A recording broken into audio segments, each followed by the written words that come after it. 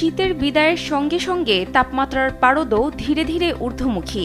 এদিকে বঙ্গোপসাগরে সৃষ্ট সুস্পষ্ট লঘুচাপের প্রভাবে দেশের 4 বিভাগে দুদিন বজ্রবৃষ্টি হতে পারে বলে জানিয়েছে আবহাওয়া অফিস। তবে দেশের অন্যান্য এলাকায় আংশিক মেঘলা আকাশসহ আবহাওয়া প্রধানত শুষ্ক থাকতে পারে।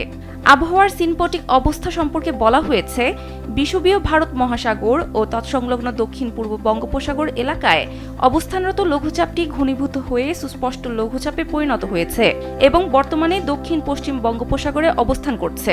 দেশের মানুষকে প্রতিদিন সুরক্ষিত রাখার প্রত্যয় নিয়ে সেফটি কেবলস সহ এলো সেফ সিলিং ফ্যান।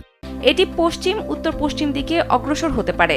একই সঙ্গে উপমহাদেশীয় উচ্চচাপ বলয়ের বর্ধিতাংশ বিহার ও তৎসংলগ্ন এলাকায় অবস্থান করছে।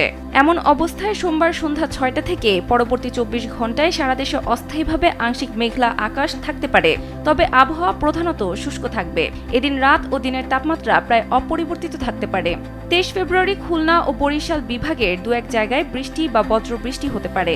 অন্যদিকে 24 ফেব্রুয়ারি রাজশাহী, ঢাকা, খুলনা ও বরিশাল বিভাগের দু এক জায়গায় বৃষ্টি বা বজ্রবৃষ্টির সম্ভাবনা রয়েছে। অন্য জায়গায় আবহাওয়া প্রধানত শুষ্ক থাকতে পারে।